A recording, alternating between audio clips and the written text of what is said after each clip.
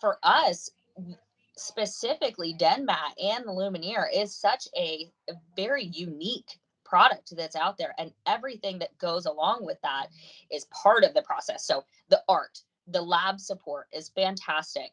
You know, being able to have a Lumi smile. I mean, yes, there's technology out there that does, virtual smile makeovers, but it's not as effective. That was remember when the rep came out and we thought, oh yeah, well, let's look at some other brands, let's look at some other companies to do a smile simulation.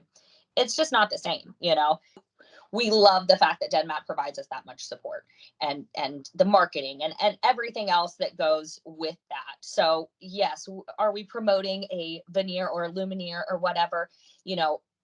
Yes, it does have to be brand specific, I feel like, because I can't go down to the lab down the street and they're going to give me marketing material. They're going to give me an app to be able to do a smile simulation. They're not going to have, a lab tech that I can call with any question, or if I send in a Lumi smile and I don't like it, I can send it back to the techs in an email and say, hey, can you fix this a little bit? Can you do this? I mean, that kind of support is just, and I have great relationships with a lot of labs, but DenMat's specifically does that.